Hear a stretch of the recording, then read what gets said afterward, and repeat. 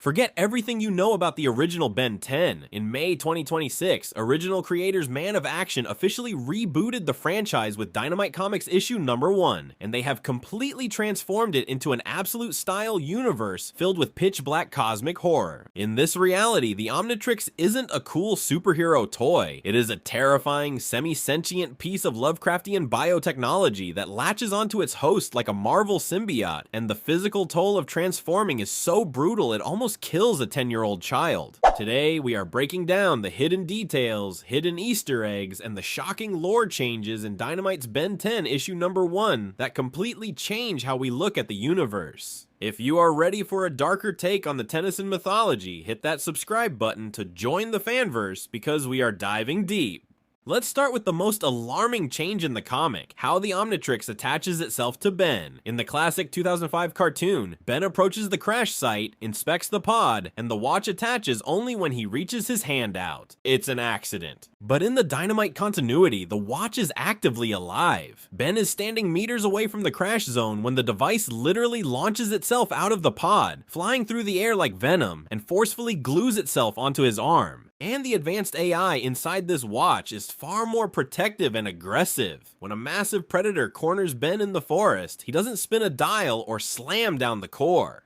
The Omnitrix senses the immediate threat to its user's life, begins flashing violently on its own, and automatically triggers a hands-free force transformation into 4 arms. But this power comes with a cost. The sheer physical trauma of shifting muscles and mutating bone structures causes Ben to experience severe dizziness and shock. Recognizing that its host's human body is actively failing under the biological strain, the Omnitrix instantly triggers an emergency detransformation to save Ben's life. This level of self-governing host defense is something the show's prototype watch never possessed. This darker tone expands to the villains as well. Right from the opening pages, Vilgax loses his standard cartoon aura and ascends to a catastrophic cosmic threat. He explicitly states that he has systematically hunted down, broken, and completely destroyed every single superhero and planetary army that ever dared to challenge him in the galaxy.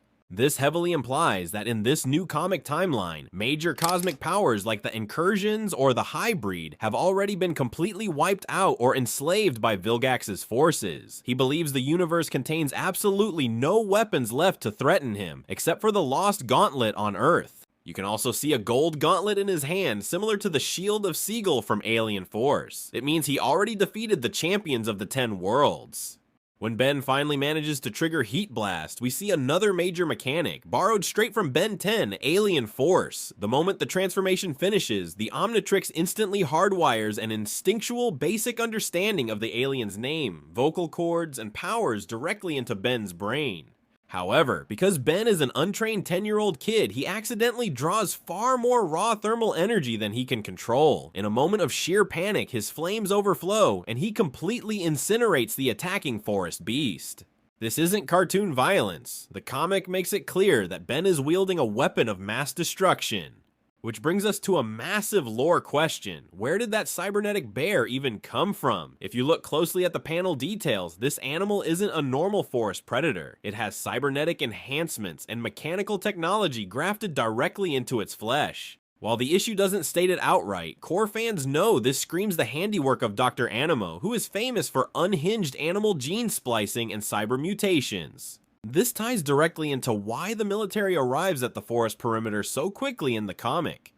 They weren't tracking the Omnitrix meteor, they were actively hunting Dr. Animo's escaped cybernetic experiment before stumbling into a full-scale alien crash site. This creates a brilliant, multi-layered conflict for upcoming issues where Ben will be hunted by both Earth's military and Vilgax's vanguard. Gwen is portrayed as an alien conspiracy theorist and a massive space nerd. This obsession with the cosmos serves as a direct Easter egg and foreshadows her eventual transformation into an anodyte. While bickering in the opening campfire scene, Gwen cuts deep by revealing that Ben's parents didn't invite him on the trip just for fun. They sent him away because they couldn't handle him and needed a break to figure out their own marital life problems. So instead of just sending Ben away on a wholesome summer road trip with Grandpa Max, the comic reveals a much sadder and darker situation.